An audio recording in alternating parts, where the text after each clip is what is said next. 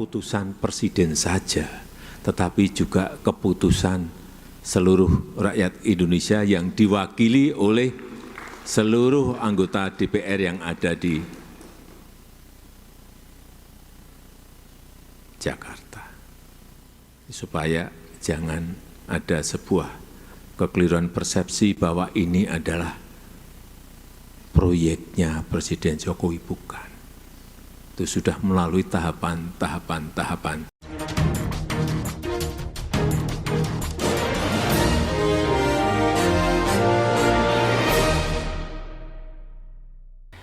Jokowi bilang IKN bukan proyek dirinya, tetapi keputusan seluruh masyarakat Indonesia. Ya, ini kok aneh di situ. Artinya apa? Artinya kok masyarakat dijadikan kambing hitam? Kalau masyarakat, ya, keputusan seluruh masyarakat Indonesia di situ, seharusnya kan masyarakat tidak mengkritik IKN sejak awal bahwa apa yang kemudian dilakukan oleh seorang Jokowi di situ, begitu kan, ya. Membangun IKN itu sudah dikritik oleh masyarakat, sudah diwanti-wanti. Kenapa kalau sudah tidak ada investor? Kalau sudah IKN harus menunggu 20 tahun sampai 30 tahun, harus ya menyaingi kota Jakarta. Ini saya kira logika-logika seorang Jokowi di situ, begitu kan, ya. Tidak pernah berubah sifatnya. Padahal kita lihat saja seorang Jokowi sudah minta maaf berkali-kali, tapi pemikirannya sama aja, begitu kan. Tidak pernah berubah. Ya, ujung-ujungnya masyarakat disalahkan.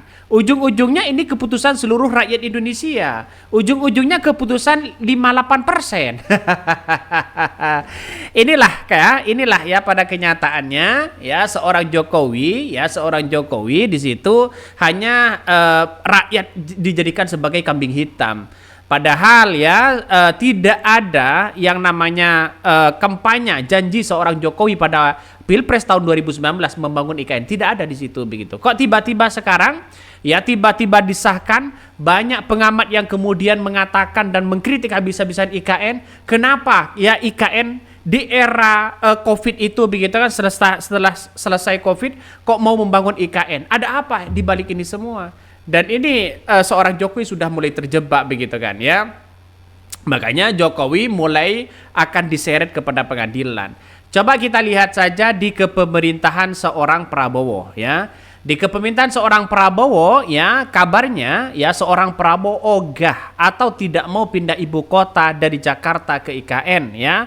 Benar nggak, ya, seperti apa yang dibicarakan oleh para pengamat di situ? Ada dua kemungkinan. Saya kira ya kalau seorang Prabowo dilantik nantinya, begitu kan, maka kemungkinan besar IKN ini tidak akan dilanjutkan oleh bukan tidak dilanjutkan, dibatasi oleh Prabowo, ya, mulai dari soal anggaran dan sebagainya. Karena janji seorang Prabowo ya saat kampanye banyak, terutama makan siang gratis. Inilah mungkin seorang Prabowo agak ogah, begitu kan, ya, apalagi nanti, begitu kan, ya, apalagi nanti IKN menjadi beban kepada seorang kepada seorang Prabowo. Artinya apa? Artinya bahwa ya sampai hari ini IKN ya ternyata belum ada investor asing yang masuk kepada IKN. Jadi kalau digembar-gemborkan banyak yang kemudian masuk sampai antri, begitu kan. Tapi pada kenyataannya mana coba kita buktikan, begitu kan, ya. Jadi saya kira inilah kesalahan seorang Jokowi, ya. Padahal seorang Jokowi minta maaf, baru aja kemarin minta maaf, tiba-tiba ya masyarakat dijadikan kambing hitam. Siapa yang kemudian mengizini membangun IKN? Siapa coba, begitu kan? Para elit-elit mereka, para rezim-rezim mereka, orang-orang yang punya kepentingan besar terhadap IKN. Rakyat tahu apa coba, bayangkan, ya? Rakyat hanya dijadikan beban. Rakyat hanya dijadikan dijadikan sebagai beban pajak di situ, begitu kan? Coba kita lihat saja sekarang, ya, pendapatan terbanyak di situ adalah dari pajak. Itu uang rakyat. Padahal rakyat sudah mengkritik habis-habisan, begitu kan, ya. Makanya kaum 58% yang kemudian kemarin setuju, begitu kan, ya. Ya silahkan mereka. Tapi kan ada satu sisi tidak setuju di situ, begitu. Saya kira inilah mungkin apa yang disampaikan seorang Jokowi, ya saya sudah melihat gerak-gerik mereka, sudah mencium, begitu kan, ya. bahwa seorang Jokowi di kepemimpinannya di detik-detik akhir ini sudah mencela-mencela. Coba kita lihat saja bagaimana seorang Jokowi batal ya pindah kantor ke IKN pada bulan Juli lalu. Mereka kabarnya sudah digembar-gembor sejak awal akan pindah ya di bulan Juli begitu kan. Pada kenyataannya mereka hanya omong-omong doang ya, hanya omong-omong doang di situ. Ya makanya tidak pindah-pindah akibat PDAM-nya kurang lah, ininya kurang lah. Lantas begitu kan ya, lantas setelah PDAM masuk, semuanya airnya masuk ya, listriknya sudah masuk semua begitu kan, kabarnya mau pindah pada bulan September. Setelah nyampe bulan September begitu kan, pada akhirnya seorang Jokowi mengatakan apa? Mengatakan IKN ya tidak hanya gampang untuk pindah ke IKN, tidak semudah itu, harus ada persiapan dan bahkan harus mempersiapkan sampai 20 tahun sampai 30 tahun. Ini gimana begitu kan? Artinya apa? Artinya mencela-mencela dari kepemimpinan seorang Jokowi ini. Bahkan Ridwan Kamil pun mengatakan bahwa ya di kepemimpinan dari seorang Jokowi begitu karena membangun IKN 2 bulan lagi akan setara Jakarta. Tapi pada ujung-ujungnya sekarang mana begitu kan? Artinya apa? Artinya inilah omon-omon pada rezim yang kemudian masyarakat yang dijadikan kambing hitam begitu kan. Saya kira masyarakat akan marah kepada seorang Jokowi begitu. Jadi jadi di detik-detik akhir bukan tidak mungkin seorang Jokowi bisa saja dilengsarkan. Lantas bagaimana kalau sudah masyarakat dijadikan kambing hitam begitu kan ya? Ya bisa saja IKN ini gagal begitu kan ya. Ambiar di situ. Kalau gagal bagaimana? Ya saya rasa IKN ini tetap dilakukan, diteruskan oleh seorang Prabowo, tapi dengan anggaran terbatas. Buat apa seorang Prabowo mau pindah ke IKN begitu kan ya? Buat apa kalau toh pada akhirnya IKN masih belum selesai? Dan itu pertanyaannya. Artinya apa? Lalu bagaimana kalau bisa mangkrak di situ begitu kan? Lalu kemudian batal. Buat apa begitu? Artinya apa? Artinya selama ini di kepemimpinan seorang Jokowi ini begitu kan tidak dihitung secara perhitungan yang sangat matang di situ. Makanya dengan adanya Jokowi sudah rapat di kabinet, mau pindah ke IKN begitu kan ya, tapi pada ujung-ujungnya seorang Jokowi sudah merasakan bagaimana tinggal di IKN di situ begitu kan ya.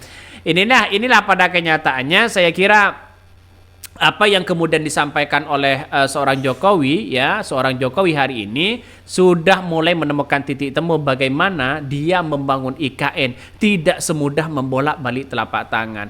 Padahal para pengamat sudah memberikan ya lampu hijau kepada seorang Jokowi, tapi pada kenyataannya seorang Jokowi tidak mendengarkan suara rakyat, tidak mendengarkan rakyat kecil, tiba-tiba membangun IKN, duitnya dari mana? Hanya menjadi beban kepada rakyat Indonesia begitu kan.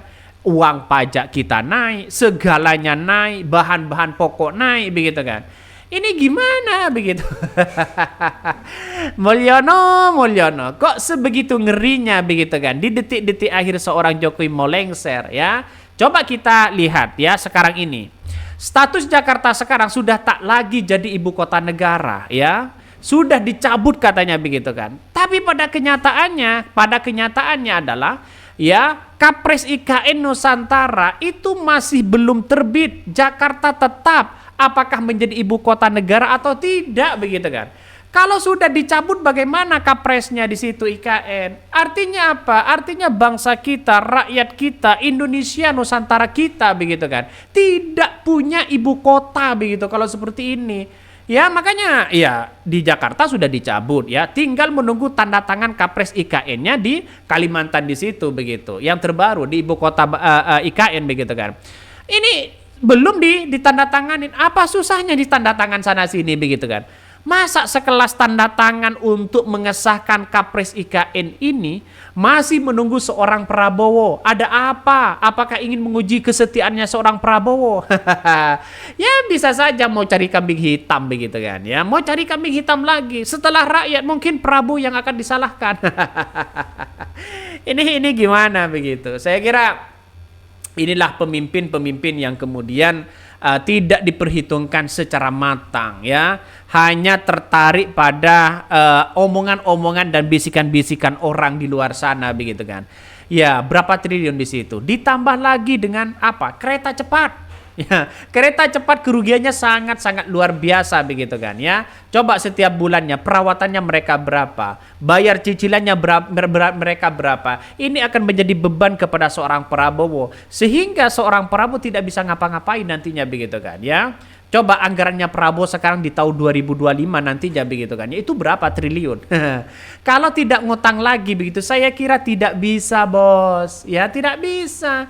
Makanya dulu begitu kan ketika sanjung-sanjung seorang Jokowi membangun IKN, coba kita rasakan hari ini begitu kan ya. Manfaatnya lebih diutamakan kepada masyarakat Indonesia saja begitu. Bagaimana membangun kesejahteraan, bagaimana memanage angka kemiskinan begitu kan. Bagaimana pendidikan dan kesehatan di situ begitu. Kita lihat saja sampai hari ini kapresnya masih belum diteken, masih belum ditandatangani begitu kan.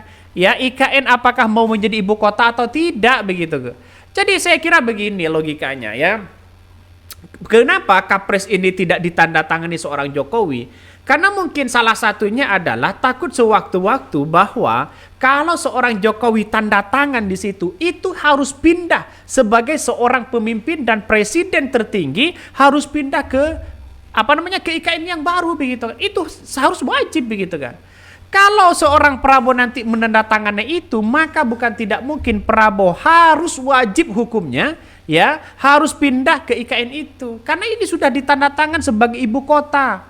Coba kita lihat saja, sebagai ibu kota di situ ada istana yang kemudian ditempatkan dari seorang pemimpin dan wakilnya. Makanya saya kira inilah ya kalau tidak diperhitungkan begitu kan. Ketika rakyat mengkritik dianggap tidak suka ya. Ketika dibiarkan ya tiba-tiba mau mangkrak ya yang jadi kambing hitam rakyat lagi begitu. Ini gimana? Susah begitu kan ya. Padahal seorang Jokowi sudah minta maaf berkali-kali tapi kelakuannya sama mereka. Cari kambing hitam. Coba kita lihat saja si Bobby kemarin begitu kan ya. Dia mengkritik habis-habisan kepada Edi Rahmayadi soal jalan. Tapi jalannya yang dikritik itu adalah jalan nasional. Tanggung jawab si Mulyono. Logikanya gimana begitu? Makanya inilah mungkin IKN ini nantinya begitu kan ya. Bisa saja ya tidak batal tetap dilanjutkan. Tapi siapa yang mau menempati di situ begitu kan ya. Bisa saja kalau IKN tetap seperti itu, IKN akan senasib dengan Hambalang. Itu akan jadi Hambalang kedua begitu kan. Mungkin Pak SBY sudah tertawa nih, ada temannya nih. Dulu kritik Hambalang, tahu-taunya mangkrak juga nih. Bisa saja seperti itu begitu. Ya, yang namanya politik kita tunggu saja ya. Tapi IKN itu kan jangka panjang sebenarnya. Ya, jangka panjang di situ ya bisa saja ini akan menikmati anak cucu-cucu kita. Ya, tapi kita lihat saja ya membutuhkan berapa tahun mereka. Kalau saya pribadi begitu kan melihat IKN itu oke lah ya, tapi untuk membangun IKN bukan sekarang, Bos. Ya mungkin di tahun 2025, di tahun 2000 selanjutnya begitu kan. Itu yang seharusnya kita bangun. Tapi bagi kami tidak usah membangun di Kalimantan itu begitu. Bagi kami harus ya ibu kota negara bangun di Madura aja. lebih keren, dekat begitu kan di sana begitu kan ya. Jadi saya kira banyak yang kemudian akan ada kritikan kepada seorang Jokowi ini begitu kan ya. Ramai-ramai akan mengkritik seorang Jokowi. Mungkin itu yang kami sampaikan. Tonton terus channel Hodari Podcast Rakyat ini. Jangan lupa di subscribe.